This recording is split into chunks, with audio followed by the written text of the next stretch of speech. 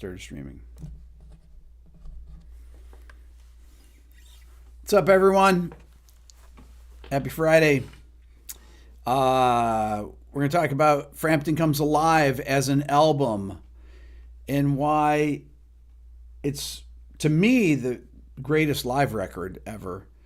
But it's one of the greatest albums of all time. And I'm going to tell you why it's one of the greatest albums of all time. It's not just because of the songs. It's there's a little backstory to, you guys all know that I'm a huge fan of Peter Frampton, but there's something that happened that I want to talk about the beginning of my guitar journey, which began in 1976, the year that it came out. But before I start, because I'm going to do a lot of guitar playing and talk about a lot of guitar stuff and music theory and ear training in this episode. And we're having a sale today. I'm having an ultimate bundle sale. This is $150 off all three of my educational products. My new Beato Book Interactive, which is my Beato book on steroids with videos, video lectures, videos, audio examples of everything. I rewrote every example in the book. If you bought it in the past, you can still upgrade.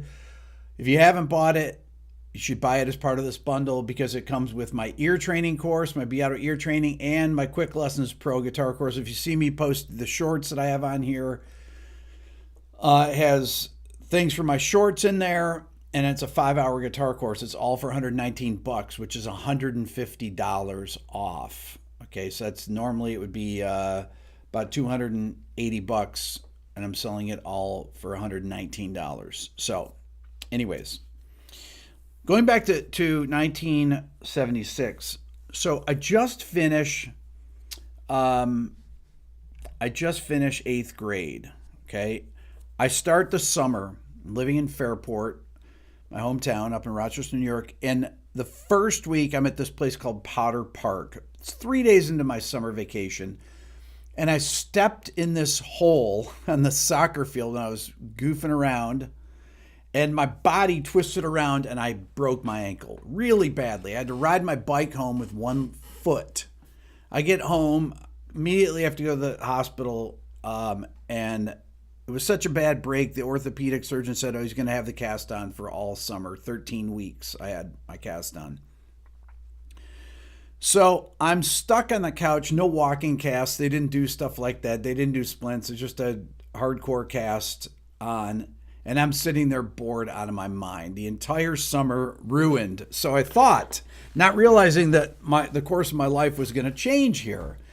And it was going to change not just because of the fact that there was an acoustic guitar called a global acoustic guitar sitting in the corner of the living room that my brother Mike never played. My brother Lou already played electric guitar, but he had some cheap, I don't even know what kind of guitar this was, just junky guitar, electric guitar that he played, but he would never let us touch it.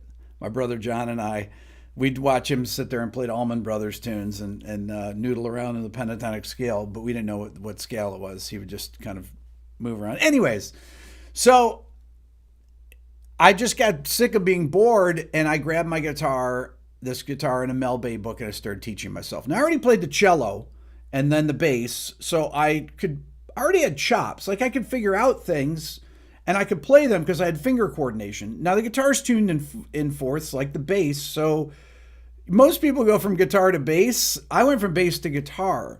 So I already knew kind of what the notes were on the bottom 4 strings of the guitar. So I start learning things. I learned this America song. I start learning all these songs. My first record came out. Scam came out. Queen, Night at the Opera came out at the end of 75. These were the records that were on. Zeppelin had released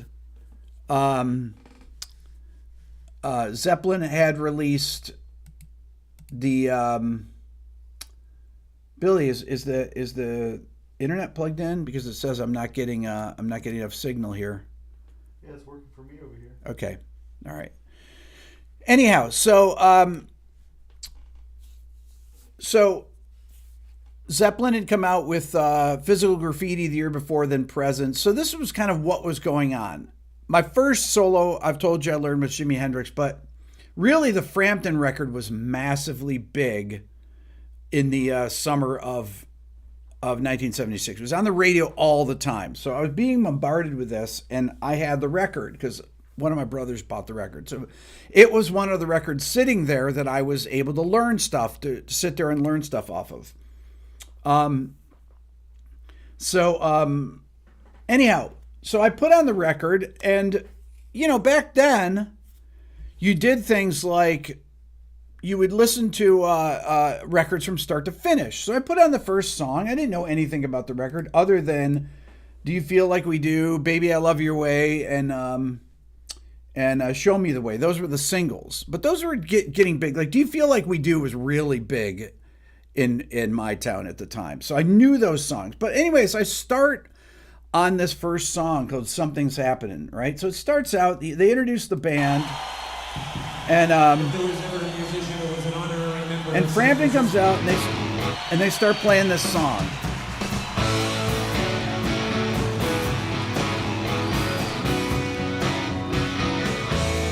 Okay, and I'm like,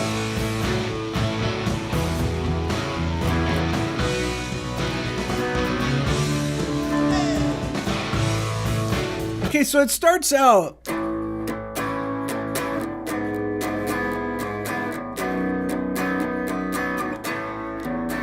They start out with these inverted chords. The second time through, they play some root position chords.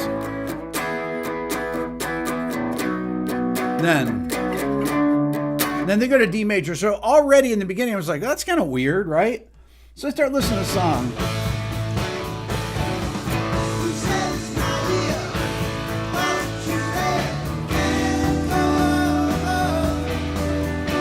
So I'm learning these different kind of chord voicings.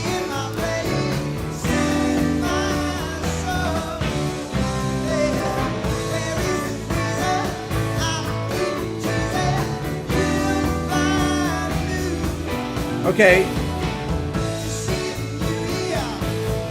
Beautiful song.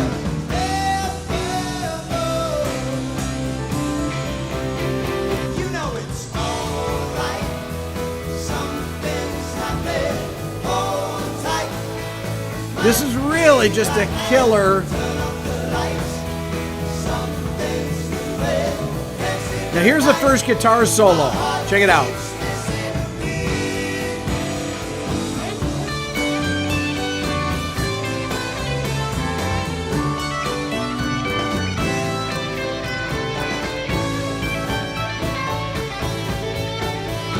Okay. So this first guitar solo, I start listening to this thing, and I'm like, okay, what's going on there? I don't know these chords, or I mean, I know the chords, I can figure them out, D to A minor 7, and then I start figuring out the guitar solo. Now that's like a perfect phrase on the D major. On the A minor, he goes. Then he goes right back to the third. And then. And on the A major chord, he hits that third. And I said, wow, okay. So I'm going to play along. Check this out.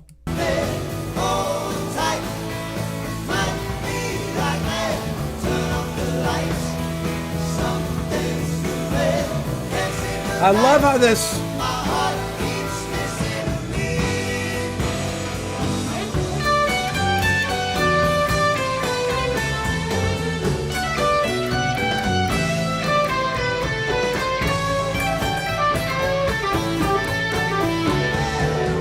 Okay, that's the first guitar solo. So in that solo, I thought, okay,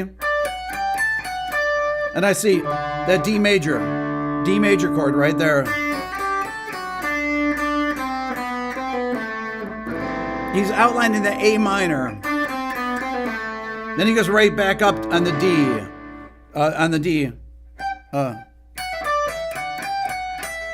And And then he goes, ba, ba, da, da, da, da, da, da. And he goes right back into the third of that major.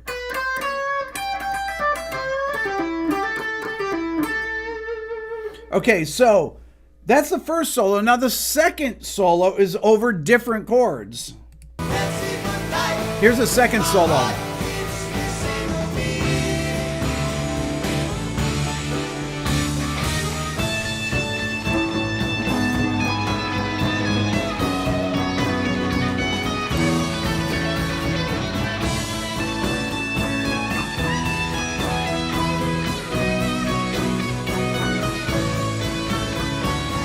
Okay, now this solo is over totally, so this is in, it starts A, then E over G sharp, and this really caught my ear. And then B over F sharp, then A over E. So John Samos, the bass player, is, who is the bass, I'm sorry, Stanley Sheldon, the bass player, is playing all these inversions. But Peter, on his solo, he starts right on the root of the A chord. And he plays right over the chords perfectly. Check it out.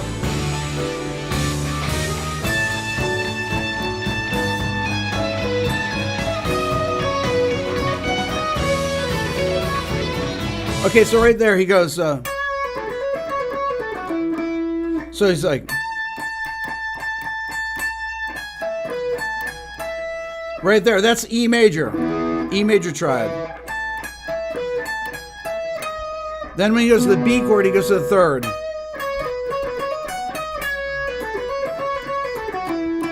Right down A pentatonic, A major pentatonic. Then he goes back in the second phrase.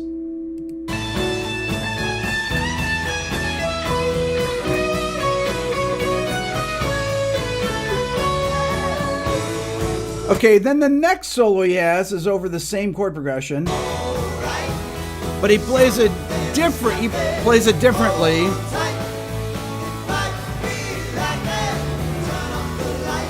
Okay.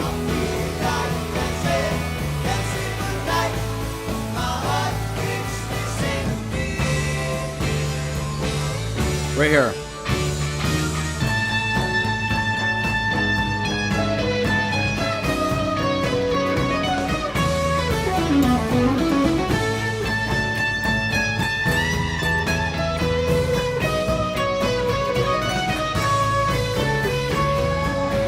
Okay, so he's on this one, he goes, he starts out the same, but when he gets to the A chord, he goes, no, he goes, perfect phrased.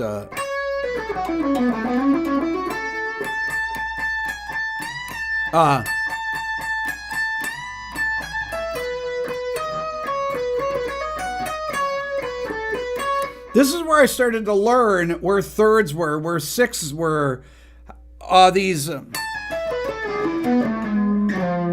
how these add four chords were, right?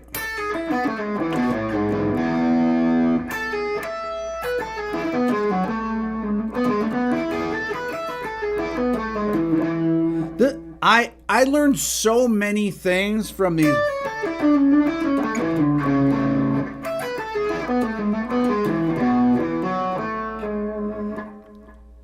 I started experimenting with all these sounds, these add four sounds, suspensions, finding the right scales to go over things. I didn't know what modes were. I just knew that the chords were changing scales, unlike stuff that I had heard up until that time.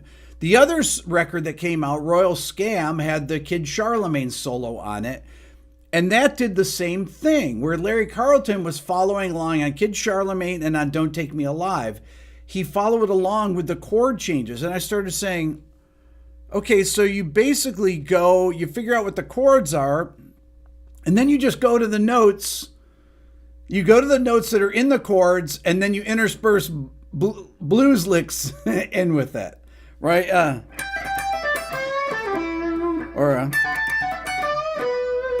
Things like that. So you play some blues licks in there to kind of bring it back around, to give it the flavor of the blues, and you combine blues with playing over the chord progression and going to the notes of the chord that are different from another when it changes chords, right? So on this, and what I loved about this thing that really caught my ear on this second chord of these second and third solos in this song, when he goes da da da da na na na na na na. I loved when Peter was playing the A against this E major chord in first inversion. I'll tell you why, because it creates this beautiful flat nine.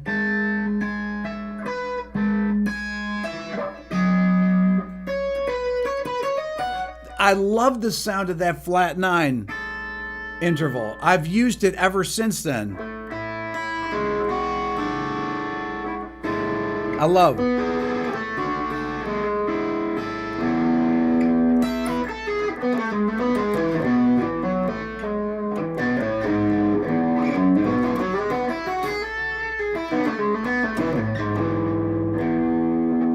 To me, it was so beautiful sounding, right? And then I kept going, and there's another solo in the song where he goes at the end, right here.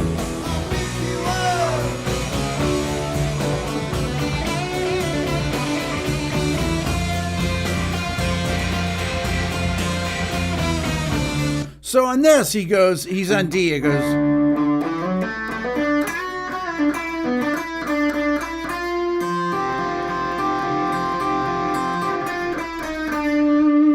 Following that down to the root, but this, on the F major chord, he's playing F sus2.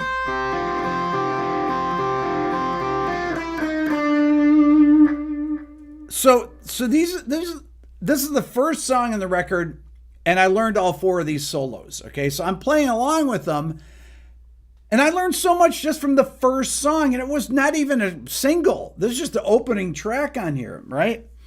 Then I started going through and listening through the record, and I've done breakdowns of Do You Feel Like We Do, but there's another song on here called I'll Give You Money that was another one that was brilliant. Let's see.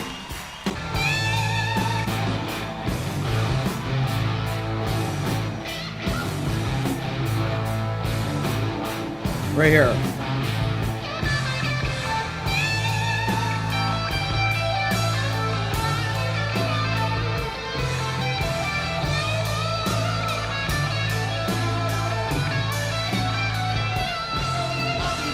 Okay, so I was like, what is he doing there?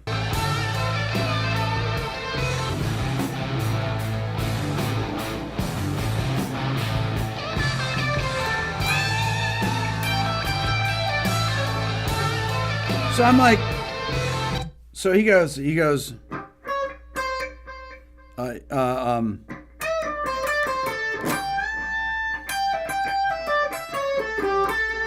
it's on an A major chord, but it's really dominant.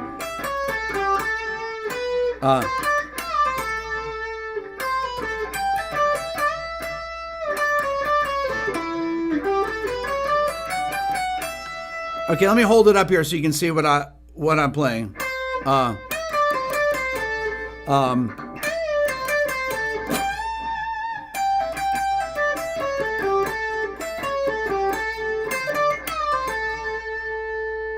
Right there.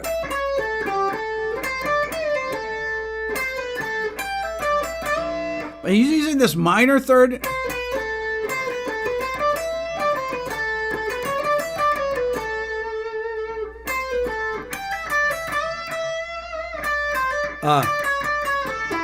Right there, A add 4. Then that's the Mixolydian scale right there.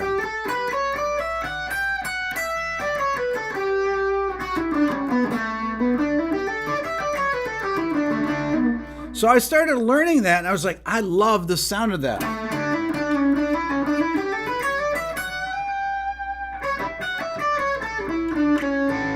And I didn't know that later on, all of these ideas, I was going to start incorporating them. Or when I started to hear things like fusion things later on, I started to hear right after that guys Metheny, Al Di Meola, John McLaughlin, then the Brother to Brother, that record with Carlos Rios, those solos. Obviously, like I said, Larry Carlton.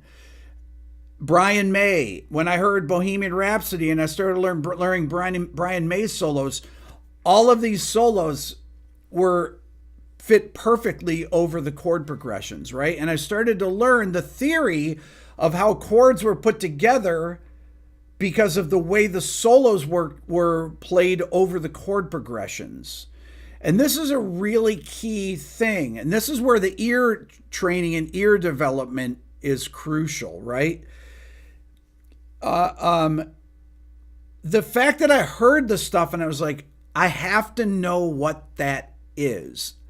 I never wanted to hear something that I didn't know what it was. That was always the secret. If anyone asked me what the secret of my, musicianship is, or honestly, why this channel's been successful, I would boil it down to the fact that I never wanted to hear something that I didn't know what it was. So I figured it out. No matter what, it's like the Paul McCartney story. I'm not comparing myself to Paul McCartney. Paul McCartney talked about taking a bus across town because he heard somebody knew a B7 chord, right? Well, I had to know what these things were. I just couldn't listen to it. I liked the sound of these things. I liked the sound of Stairway to Heaven, so I had to learn it. I liked the sound of Freebird. I liked Hey Joe. I liked Wind Cries Mary, so I had to learn these things because I loved the sound of them, and I didn't know what those things were. When I heard them, and I was like, okay, what is he doing there? What's Hendrix doing? What's Frampton doing here? Why is he playing over he's got 3 different chord progressions that he's soloing over. And this song, why is he playing this, let me play that again, that first solo, because it's so good, right?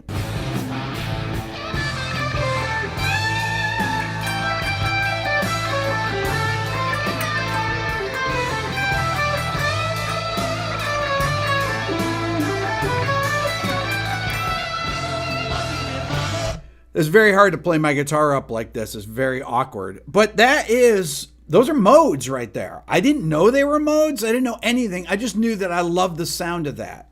Then he plays other solos in this.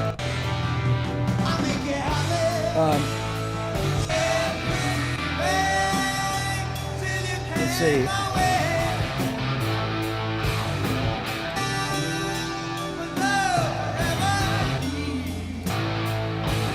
Where is it?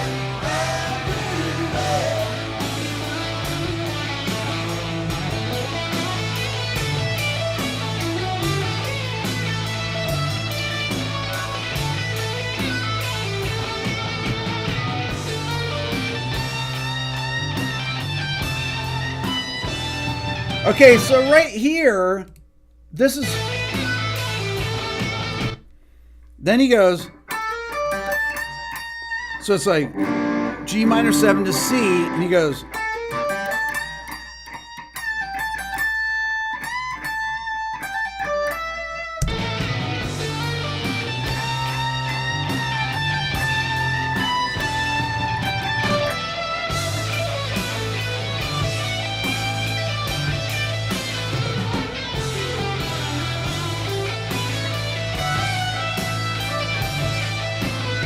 You hear he's going back and forth? He goes...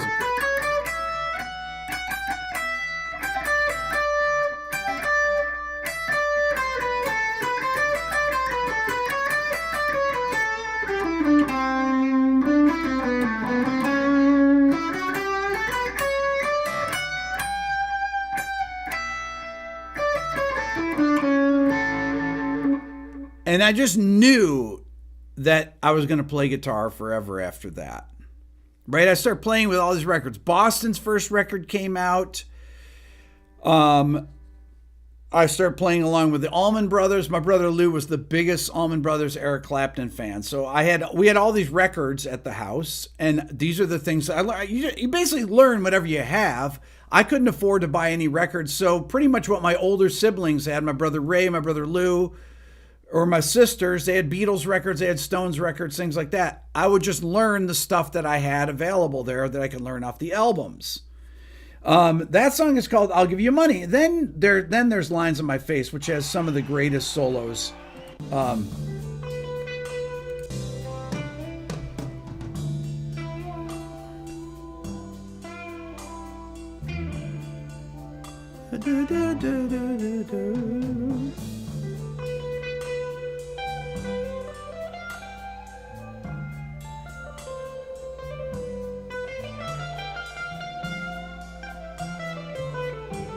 Dynamics.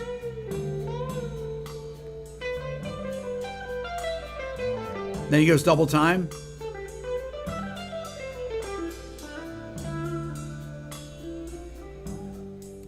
But later on in the song, he plays. But there's two other solos. One is right here. It's the middle solo.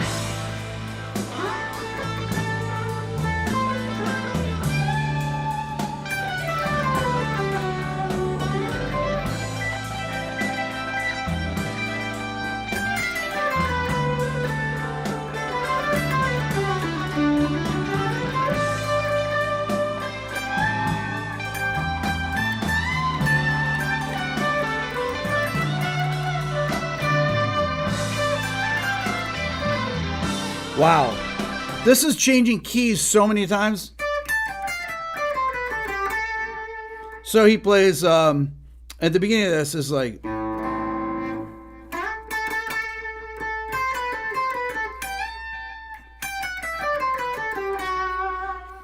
Okay, that is a perfect description of A minor to D major. Now, I said at the beginning of the video that I'm having a sale today of all of my educational things. My Beato book, which has all of these scale fingerings in them. It's got video lessons. It has lectures on how to play over these kind of chord progressions, what the theory is behind them. I have my ear training course, and I have my Quick Lessons Pro that I go over all these different things, how to figure them out, what the theory is behind all this, and it's $150 off. Go to rickbeato.com. That gets you my Beato Book Interactive, my ear training program, and my Quick Lessons Pro guitar course, all for $119. If you want to get all of my things here and save $150, this is the time to do it. Go to rickbeato.com. You can find it there. You will learn the theory behind all these kind of things, right? So right here in this solo, it's like. Right? A minor chord. Then he bends up to the root. Then you go. And the D major chord. He comes right down that scale, the D Mixolydian.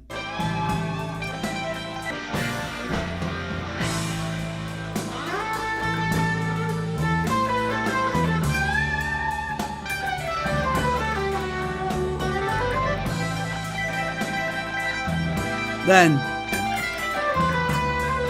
now, why does he use F natural there? Then he goes. That is one of the best licks on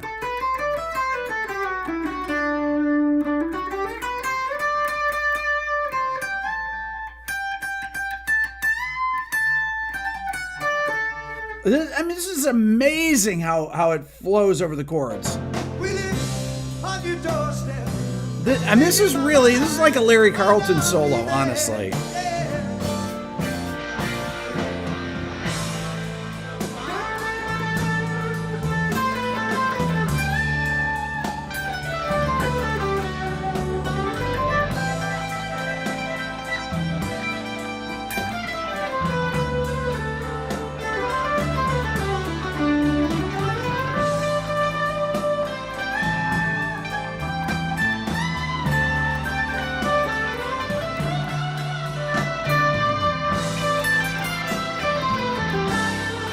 I mean, right there, he changes. I don't know why he goes to F natural. It's just so brilliant. He,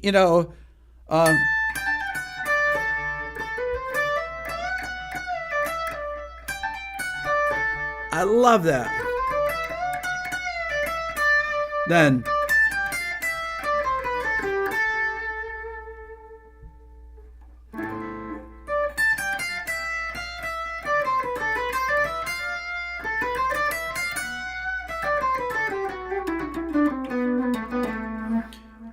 this was just brilliant. And then the next solo is really the climax of the tune.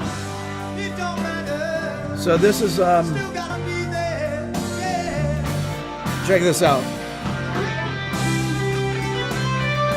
Okay, so this starts on C. So this starts on C major.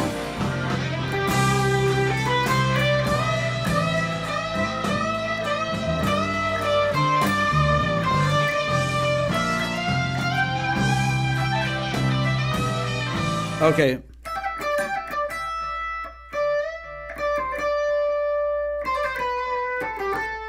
Okay, so it's going to G minor there, you go. He's outlined, he adds that B flat in there. And then perfect phrase. And it goes back to C major there, from G minor to C major. That uplift there is, it's absolutely brilliant, right? So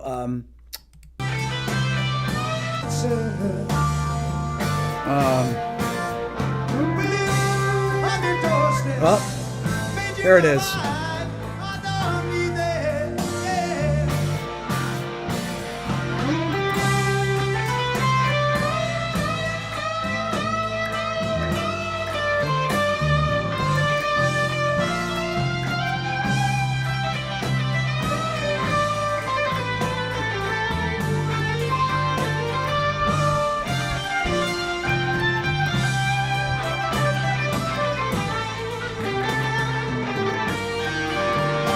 Okay, so he goes,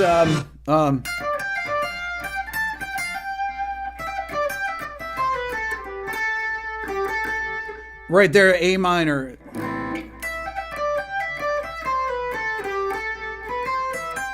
I love that.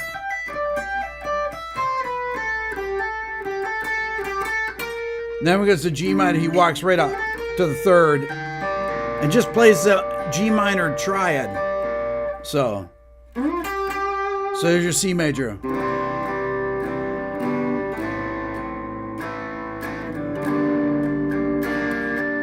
Right?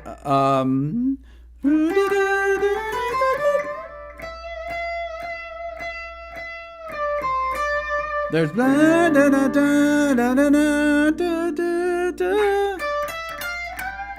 that's G minor, G.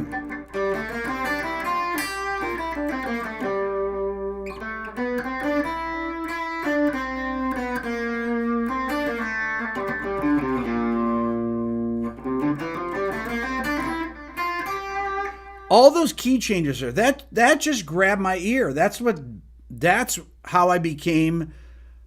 That improved my. I can't say it improved my playing. This is like the first stuff that I learned. I just learned this stuff because we had the record, and it caught my ear, and I wanted to know what it was, and I would just sit there dropping the thing down, and that was it. And I thought this was so melodic. Then you get to D Feel Like We Do, and some of the solos in here. Then this is where I started learning these blues licks too, right?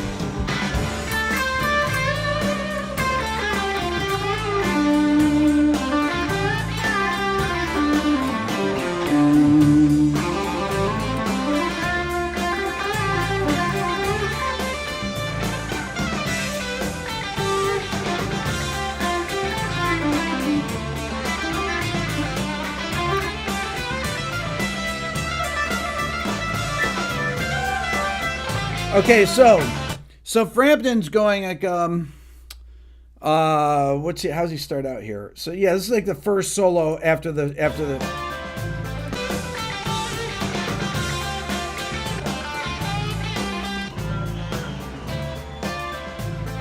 hold on. Yeah, hold on.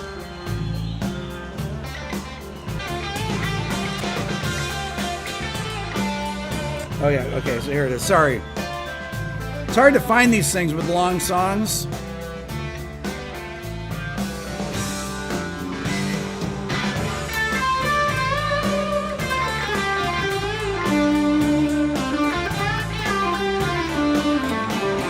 Okay, right there is a perfect phrase.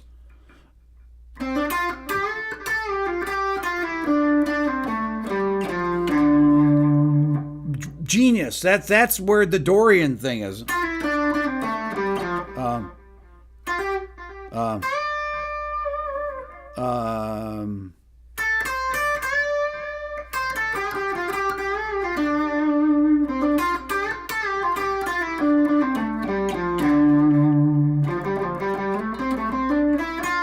Then he goes up Dorian again.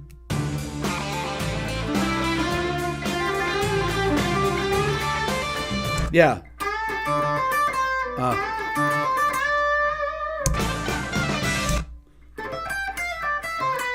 There's your Dorian.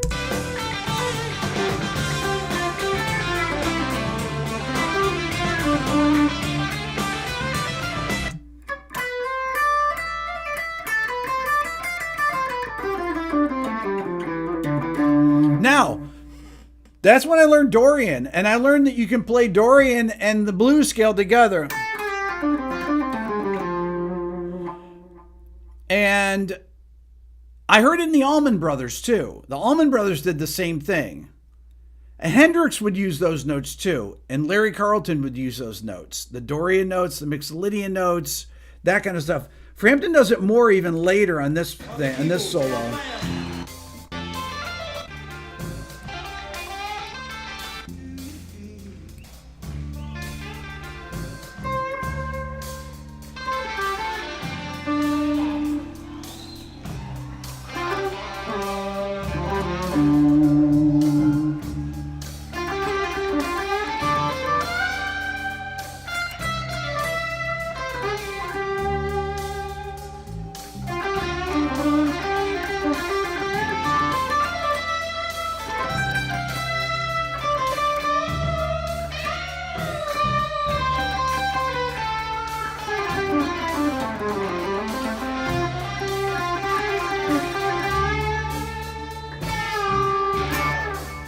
Okay, so there's so many things going on there. That's just modal playing interspersed with blues playing, right? He goes, hold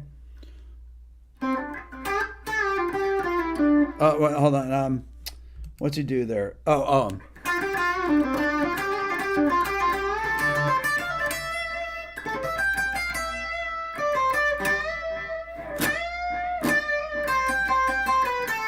When I heard that,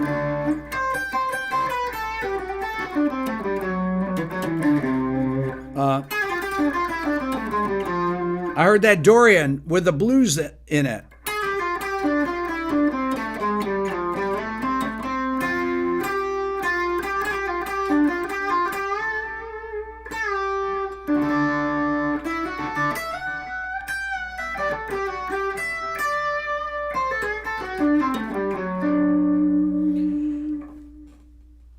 It's like in Kid Charlemagne when I heard Larry Carlton play.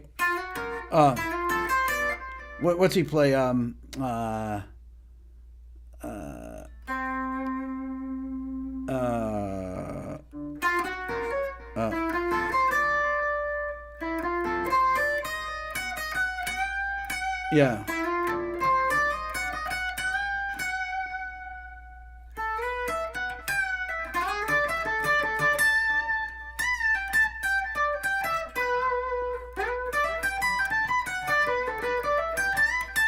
So like all these guys, not all these guys, a few of these guys were doing that. They knew how to, Larry Carlton knew.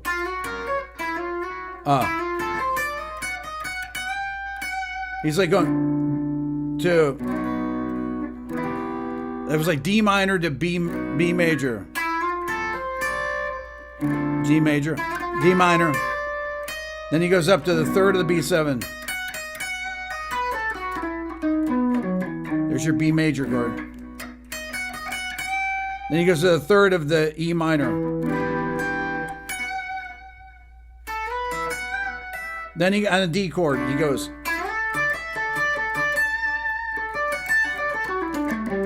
I already heard the Frampton, right? Or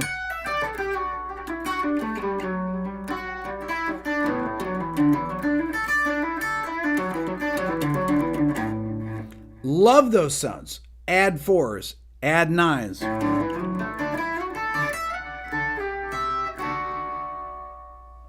Okay, all this stuff, all these concepts are in my Beato book.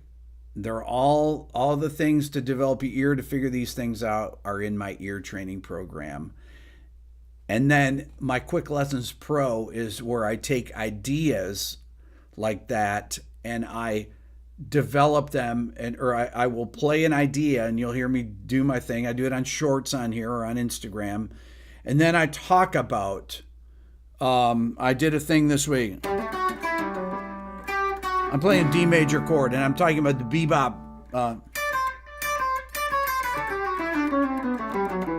The bebop dominant scale, but it's and how you play it over D major.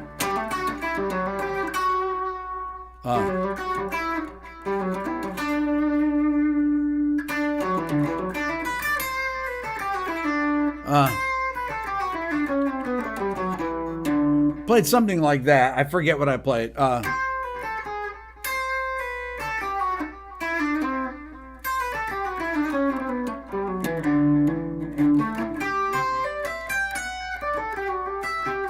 I can't remember what I played. I improvised it. I can't remember what I played, but I do the breakdowns of these.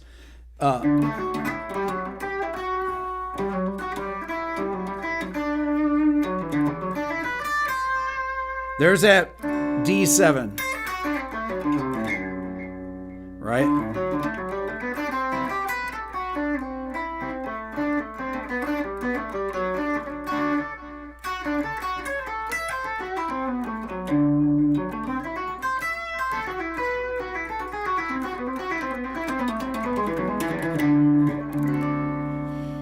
Those are all these concepts that I play even today. I learned in the summer of 1976. I didn't learn all of them. I mean, I started to learn more about guitar as I progressed and started playing in bands in 77 and 78 and 79 and then 80. I went to college and then I started learning how to play jazz and understanding that.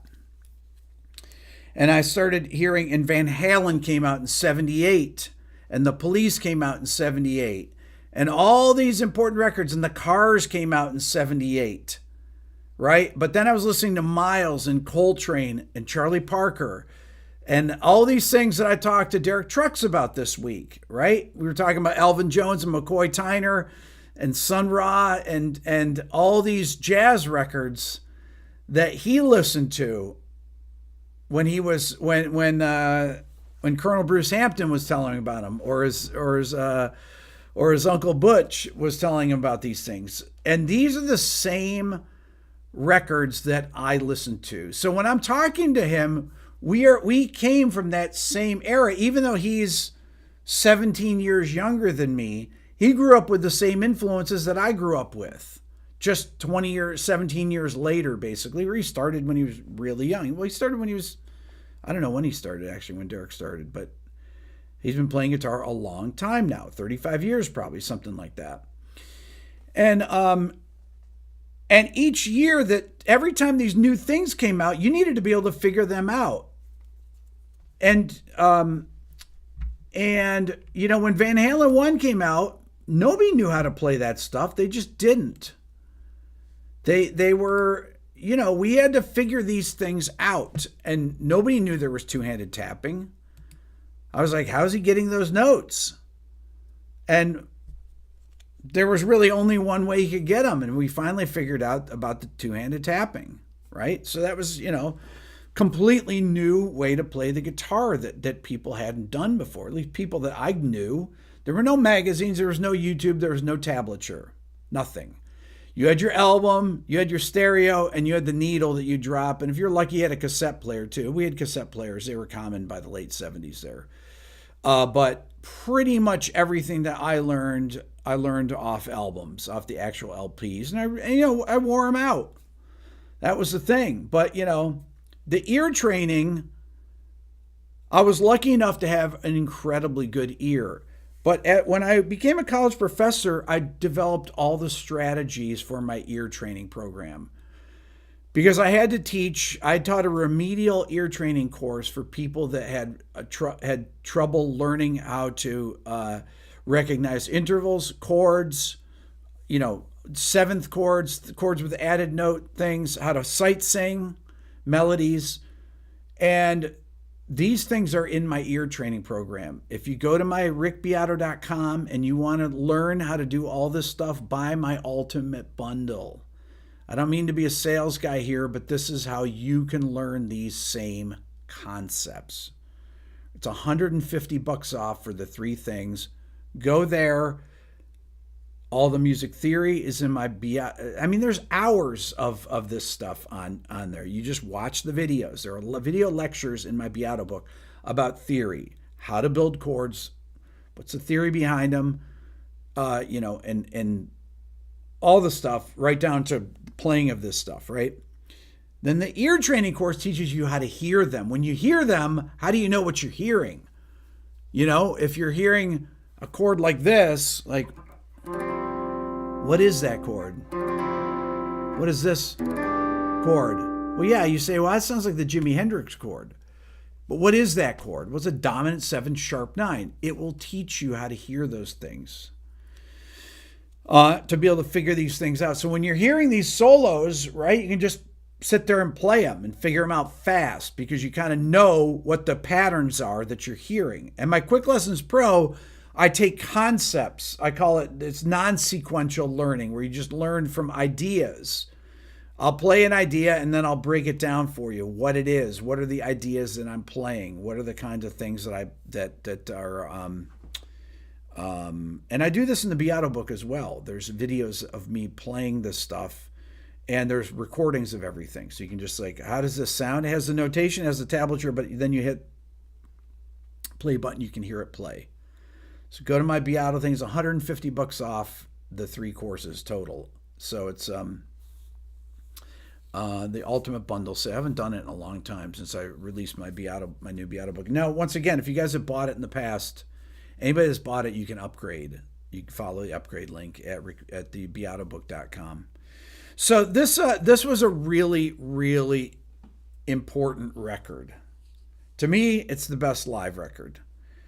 It's the best live record to me because it's the first record that I started learning stuff off of. So, and Peter's playing is just unbelievably great. It's so perfectly constructed, his solos. They just flow incredibly well. And that summer, if you were lucky enough to be playing guitar in the mid 70s when Jimmy Page and Keith Richards and Jimi Hendrix records, Jimmy wasn't alive, but and Brian May and David Gilmour and Eric Clapton and Peter Frampton, all these guys were alive then. And these were the current records that were out that people expected you to be able to play, all your friends, when you went to parties and somebody had a guitar. You pick up the acoustic guitar and somebody asks you a song and you know how to play it. Any of the Boston songs, anything. This is when I learned all this stuff. I learned it because it was fun to be able to play along with the records. And it's still fun to be able to play along with the records. For those of you that live in Seattle or live in Los Angeles, I have a live show, 2 live shows coming up. In Seattle on the 6th of August and in Los Angeles on the 20th of August. Come out, hang out. You can ask me questions. I'm going to do song breakdowns. I might have some special guests at these. I already talked about that I'm doing some big interviews in Seattle, and I have another big interview that I'm doing, really big interview that I'm doing around the time of my Los Angeles thing. So I got some great things that are coming up. So I'm really excited about it. I don't like to say this stuff, just like I didn't talk about the Derek Trucks video before it came out. You guys don't know these things. I just put the things out there. I was like, Rick interviewed Derek Trucks. When did you do it? Anyhow, you guys are the best. Thank you so much for watching. Have a great weekend, and go to rickbeato.com. See you later.